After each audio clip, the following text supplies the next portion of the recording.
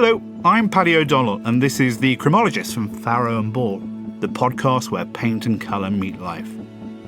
My own life has always been filled with colour. I'm fascinated by it, and lucky me, I now work as a colour expert at Farrow and Ball, which means I spend my life exploring people's innermost dreams and using colour to bring those dreams to life. The world is colourful. I always see life in colour.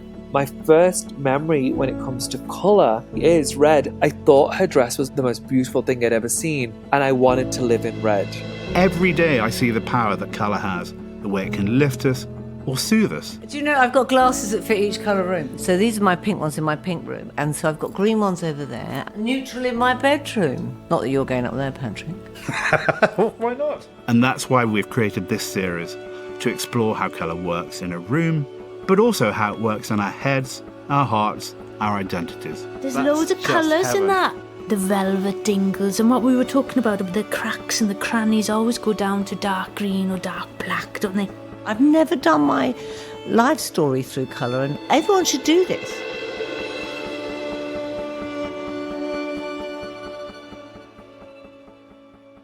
My guest on The Chromologist today is Kassia St Clair, historian, writer and author of The Secret Lives of Colour. I love it. I actually have a copy here with me.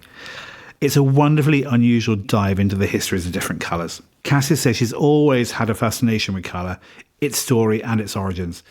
Kassia, it's so lovely to be here in your lovely home. Well, having not painted my house, I feel, living with the previous owners' paint colours on the walls, I was a bit embarrassed. I was like, oh no, maybe I should do all the painting before Farrow and Ball arrived, but I didn't get round to it, obviously. So you're seeing the pre-paint. I'm holding back. I didn't want to say anything. Are you future planning? Have you done any schemes yet? I've had so many thoughts about it. I've done quite a lot of Pinterest boards, and then of course I changed my mind quite soon afterwards. I'm unfortunately very colour indecisive.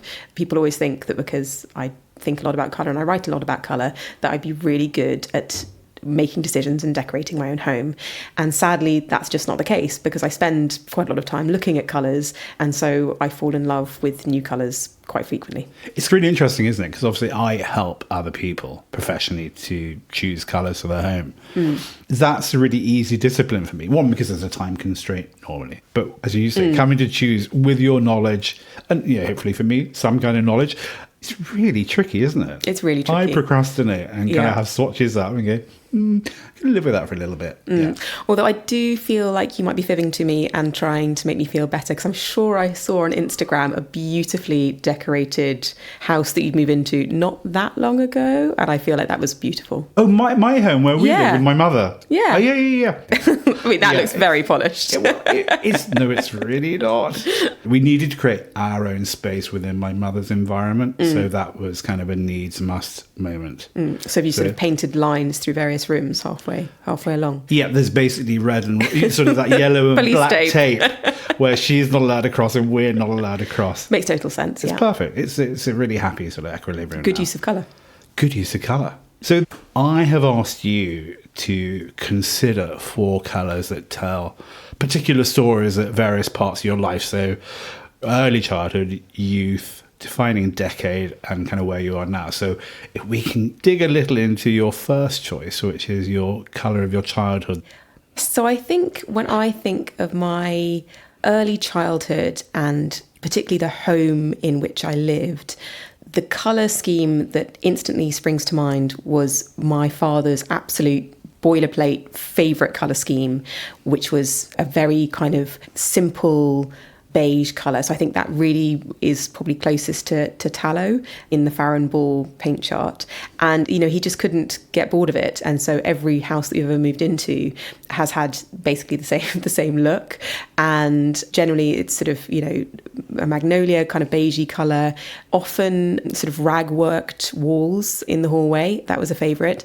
And yes, that's my overwhelming sense of coming home and coming into these spaces that were all very similar to one another, and that just reminds me so much of home. That going into the kitchen, creamy beige cabinetry, creamy beige walls, and my parents' bathroom. I remember going up and having a bath there, which was a real special treat. And that had beige carpet, beige walls, beige bath and sinks and everything else. And there was a carpeted step up to the bath, which I feel like is a real 1980s vintagey trend. I mean, I maybe it should come back. Maybe there aren't enough steps into baths.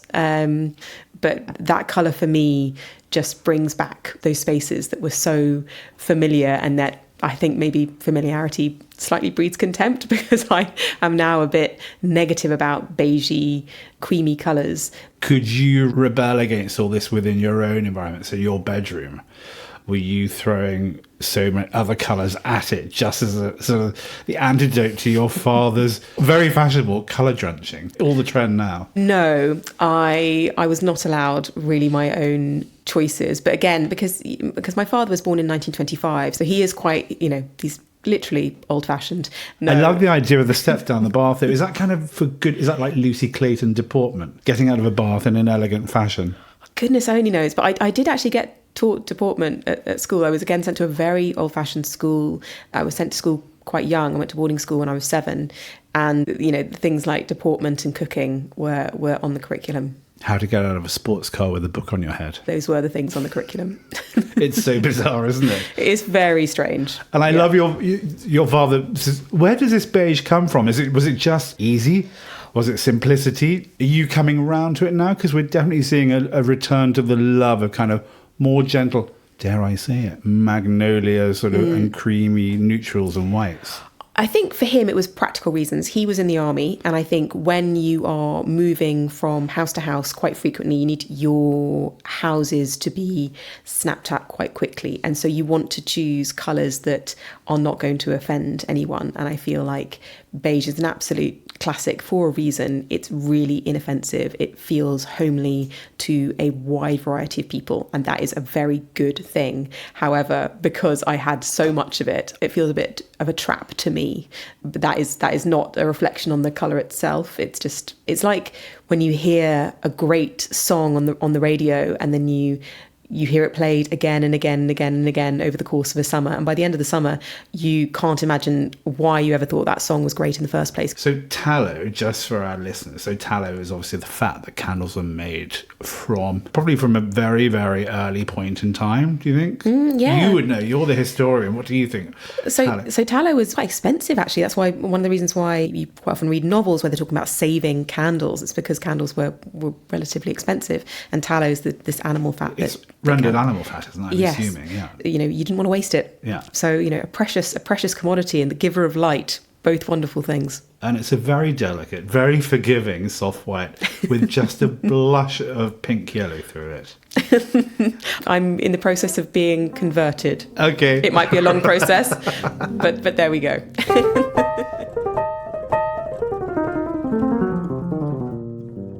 So moving on to your youth, what significant colour kind of takes you to that point in time? What are the memories of this colour, and what have you chosen? For me, when I think of youth, I think of leaving school at the end of each day. This is before I went to boarding school. And when I lived in London, and I'd walk home via my mother's flower shop. She was a florist, and I used to walk back and sit in the flower shop while, she finished her working day and packed up and all the rest of it. And, like a lot of florists, it was kind of on the corner. It was painted black outside. You went in, and there was these massive black and white checkered tiles on the floor, and the walls were either very dark green or black. I can't quite remember. It was always quite dim inside, but the shop would just be filled with buckets, ranked up to the ceiling, overflowing with gorgeous, very brightly coloured, highly scented blooms.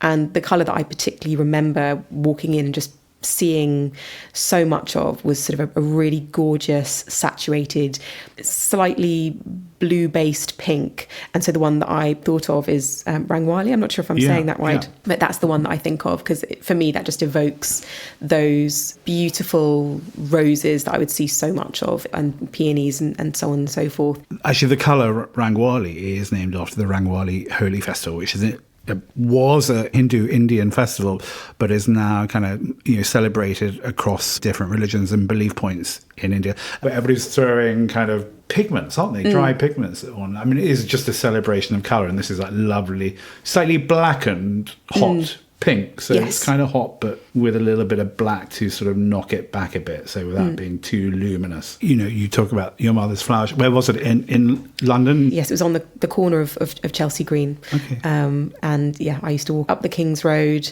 each evening just as she was closing up shop. This was the kind of the 80s and early 90s. So, lots of very gorgeous, over-the-top displays of stonking great pink blooms. That was what she did.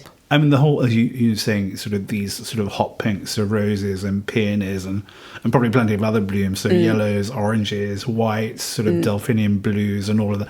But the smell, I used to work for a florist, so that's why you're kind of taking me on a personal journey. I used to work for Moisey Stevens when they were on Sloane Street. Oh, fantastic. And there's something so beautiful about florists and that activity as well. Did you actually ever get your hands dirty with your mother? Did she get you doing hand-tied bouquets or? Yes, I used to make little posies out of the blooms that maybe weren't quite making it into the official bouquets. I'd make little posies out of them and they would be sold. I remember, that again, it was the 80s. I feel like trends in floristry have moved on, but they had loads of different types of ribbon and wrapping.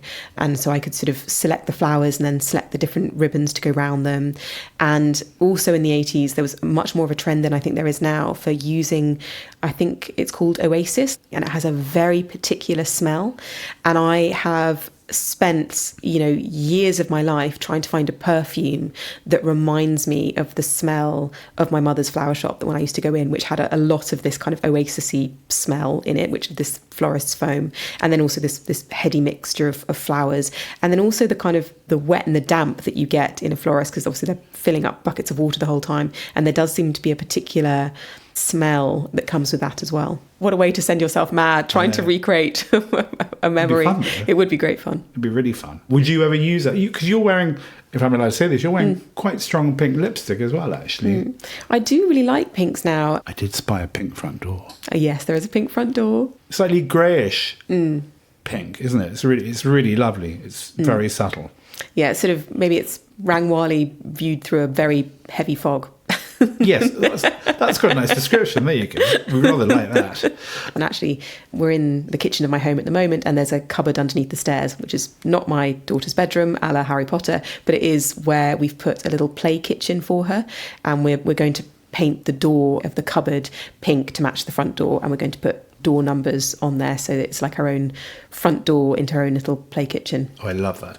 But I really disliked pink up until maybe my late 20s. Again, it was something that I was given a bit too much of when I was a child. I was made to wear a lot of pink. I'm not sure if any other children of the 80s and 90s will remember this, but there were some Marks and Spencer pink and white striped dresses, like with little sailor collars.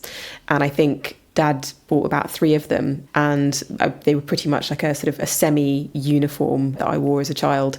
And so when I could dress myself and was buying my own clothes, I was not buying pink for quite a long time. But no, I've come to see his wisdom, and I've gone back into pink. Not sailor collars and maybe not striped dresses from Marks and Spencer, but in other ways, pink is coming back in. Well, I mean, it is for us, and possibly not Rangwali. I think, as you say, Rangwali is one of those lovely, maybe accent colours rather than a full explosion of it. But pink, definitely, in kind of the public consciousness, is very much a colour du jour and has been for sort of 4 years. I get asked about pink a lot. Pink and black are the colours I get asked about the most. But it's really, I think it's like all colour families, isn't it? So some people will talk about pink in a kind of a generic way, but it's kind of, what pink? Really pale pink, really hot Schiaparelli pink. Colour families are huge, aren't they? From the palest nuance to the blackest version of itself, and it's where does that sit? So I always think that's quite interesting. And you've got all those fleshy pinks. They're definitely having a comeback. I think it's that warm pink that people are loving right now. Rangwali has got, I feel like, a bit of a blue base, but I think people are really loving the kind of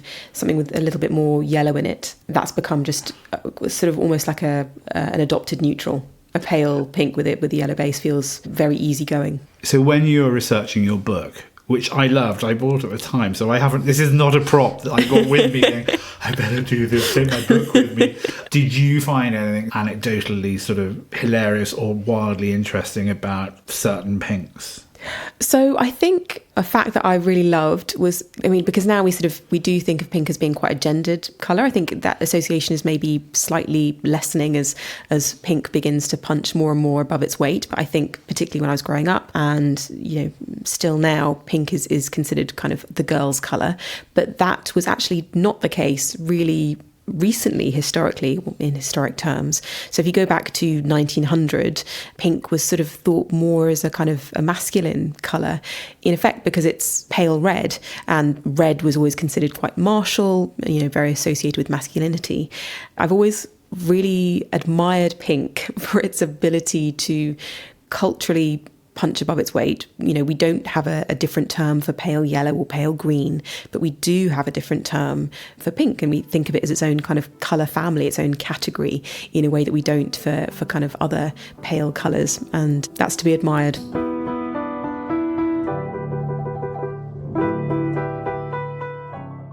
So we're moving on to your defining decade, and what colour symbolises that? So the colour I've chosen is wine dark, and the sort of defining decade, I think, is my 20s. And the reason, wine dark is a gorgeous colour, but it also makes me think of the sea and a turbulent sea as well. I think that's there in the name. It does remind me of a stormy sea. And that, for me, does sort of sum up that time in my life. It was a period of really intense highs and lows. I think, like a lot of people my age, or my immediate contemporaries, I left university and entered the workforce in 2008, just when the financial crash was happening. And I actually heard that I'd got my first ever job at House and Garden on the very day that Lehman Brothers crashed. And I remember getting the email and being like, yay, I've got a job. And then seeing the news reports of people marching out of offices, holding all their belongings, and thinking, I'm not too sure how long this is going to last. I'm not too sure how essential an assistant food and wine editor is to Britain's economy. So I was really happy to have a job, but also immediately feared that I was going to lose it. And actually I did after a little over a year. But luckily, because I'd seen the writing on the wall, I'd applied to do a master's at university, which I loved. I could barely even get unpaid internships. I was having to send out, letters and letters and emails to get anything. I had, a terrible breakup. So it was quite a frightening time. And then, of course, I got the colour column at Elle Decoration magazine, and then finally at the very end of the decade I got the book deal. So yes, a period of real extremes. I was going to say, it's quite interesting. So for a lot of our guests we've spoken to, that defining decade is often kind of a place where they've kind of really found themselves. And you had all this turmoil, but actually towards the end of it did kind of all fall into place. Yeah, I think highs and lows is exactly how I describe it, and they were all sort of intermingled. And I think the highs wouldn't have seemed so high and so exciting if I hadn't been through the lows. I think, losing a job and realising how difficult it was to get another job made getting the jobs when I did get them really exciting. Also, realising how temporary economic circumstances can change and you can get kind of chucked out on your ear. I think, that was part of what gave me the courage to go freelance and to think, okay, I can live outside an organised profession and work for myself. That is something I'm capable of doing. And so, yes, although I say it's turbulent, I don't feel, maybe that sounds too negative. I feel like the turbulence was helpful and character building and really formative. Tempestuous, which links us back to kind of the lovely origins of the term wine dark, which may sound really abstract, but it's a Homeric term for the colour of the sea, which I think was from the Iliad. And we've rather grandly used it to describe this colour, and it's almost a really deep blue with a little bit of violet through it, isn't it? So it's more of an emotive journey rather than a negative connotation of colour for you, isn't it? Yes, actually the colour is gorgeous. It's a really, really beautiful colour. But for me, there's something about that association with the sea and that idea of the sea as being so mutable that really has an association with me for that period, the rough and the smooth.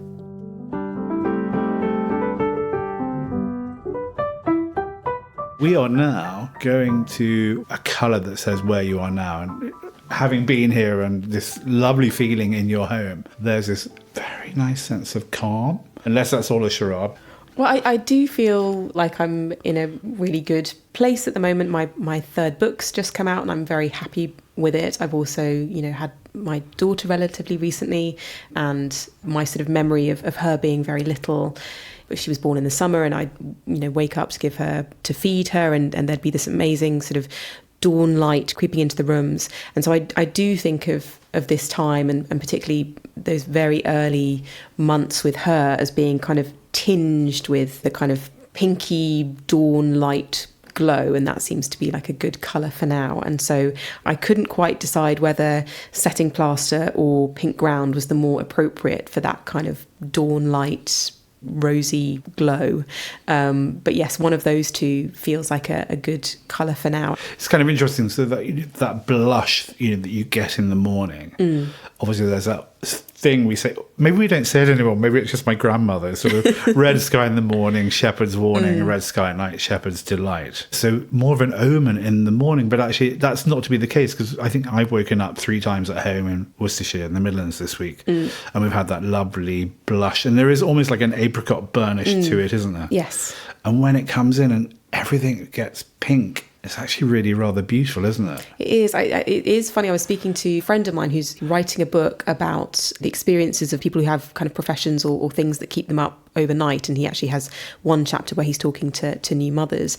And he asked me to sort of jot down some things about that time when I was kind of, sleep dazed, and, your body clock has just got into revolt and given up.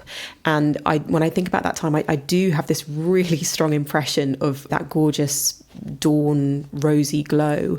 It's kind of a fleshy pink, isn't it? So, you were new to motherhood as well, so that sort of lovely sort of baby's bottom sort of softness, or sort of podgy jowls of your daughter and everything. It's just kind of all those lovely sort of blush pinky colours. It's very funny because you do lose all sense of time, and your kind of concept of time and space and, days passing really kind of loosens, and you form these very strong kind of compound memories, because you can't remember any one particular, or at least I can't remember any one particular time or day, but I formed this very strong compound impression of that time, and that compound impression is just absolutely bathed in this particular kind of rosy glow, although it was slightly ruined by the fact that I hadn't quite managed to finish my book about the Peking to Paris race, which came out in November and is called The Race to the Future. I was trying desperately to finish it before my daughter was born, didn't quite manage it, and then my publishers got in touch when my daughter was about 6 weeks old and said, do you think you could have the book finished in the next couple of months? And I was sort of like, gamely, like, oh yeah, she seems to be sleeping all right at the moment. She was 6 weeks old at the time. I think, I'll give it a go. I'll see if I can finish it in the next couple of months. I could not, but I do remember giving it a good go. I'd sort of come down at 4 o'clock in the morning after giving her morning feed, and trying to work on the book for an hour or so before she next woke up. I mean, I wish I could go back in time and see what absolute nonsense I was tapping out at 4 o'clock in the morning after a night feed. It wouldn't have been printable or publishable or anything related to the subject at all. It was really just sort of strings of F's and G's and D's or whatever it was. But yes, for someone who shied away from pink for so long, those kind of pinks feel like an easing back in, a soft landing pink. They're hopeful. And we all need some of that. We definitely all need some of that, yeah. If we can just kind of dig in a little bit to Secret Lives of Colour, because it just feels totally relevant for here and now. I mean, what's so lovely about this, because I still dip into it now. So I kind of read it vociferously when I bought it. And then I dip into it, because then I go, let me have a look at kind of yellow. But there's one chapter that really stood out. One, because it's kind of really macabre anyway. And it's in the Brown family, is Mummy. Yes. That is kind of just extraordinary. That's what I loved. I mean, I was chuckling, and some of it bits are kind of gruesome or tragic. Yes. But it's kind of like, really? Yeah, it's funny because, browns are really coming back in, particularly those kind of muddy mid-browns. You're seeing them so much more. And so I feel like I'm going to be talking about Mummy Brown a lot more than I ever thought I would be. But it's a really incredible story. Obviously, in ancient Egypt, mummification was the chief burial method. It was used for, many, hundreds, if not thousands of years. And so lots of there were lots of mummified remains. And, as centuries passed, people began digging these up, sometimes in the hopes of getting treasure and sometimes for, archaeological interest. And then because there were so many mummies being unearthed, they were then started being used for really ordinary things like fertilizer and even medicine. Shakespeare's son-in-law recommended it to a patient. He was a doctor, and he recommended it to a patient to help cure epilepsy. So you get this association between mummified, powdered mummy and apothecaries, which is where people were buying medical supplies, but it's also where people were buying paint supplies, either for, decorating, homes or for creating paint for, if you're an artist. And so someone, looked at some powdered mummy, which was this, quite rich mid-brown, and thought, yeah, I think I could paint a great picture with that. And so it became, a really popular artist's pigment and remained so for a very long time. Astonishing. Thank you for reliving that little bit about Mummy Brown. So this is the point in our programme where we gift you a colour. And I really struggled with this. So the main take I took from everything is newness, but this kind of newness and kind of fresh start and everything. And also similar weight to where you are now colour, the setting plaster. So I want to give you a colour called Green Ground, Kassia Green. It's either I do a really cheesy pun or I plop your name in front of a colour, but it's a really delicate kind of spring renewal, fresh green, almost like a pale pistachio with a little bit more yellow through it. Fantastic. So here's your lovely sample pot. Thank you so much. Green Ground, Kassia Green.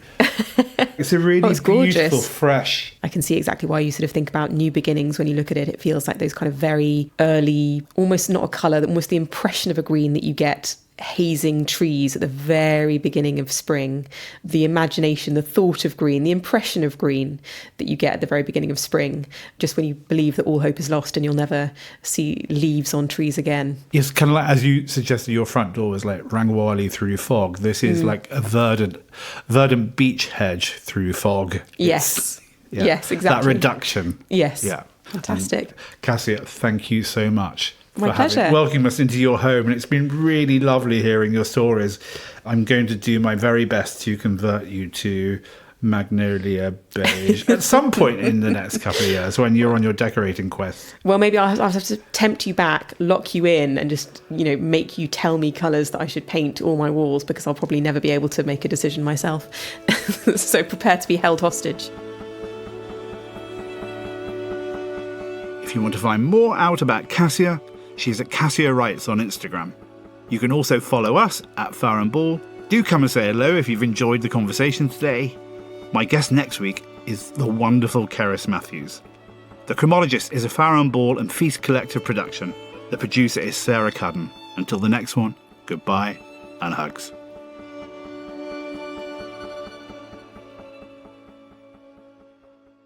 Paddy, dare I ask you how you would decorate this hallway if this was your hallway? Well, I suppose it depends what kind of ambience you want, because again, you're like a lot of classic hallways. It's kind of filtered light. You've got a small aperture at the front door. So it depends. Do you want dark and moody, or do you want light and warm and fresh? I suppose light and welcoming. Can I put my thinking hat on? Because I don't want to suddenly pull the colour out of the hat just because I'm on the spot. It's hard being on the spot, isn't it? I'll email you.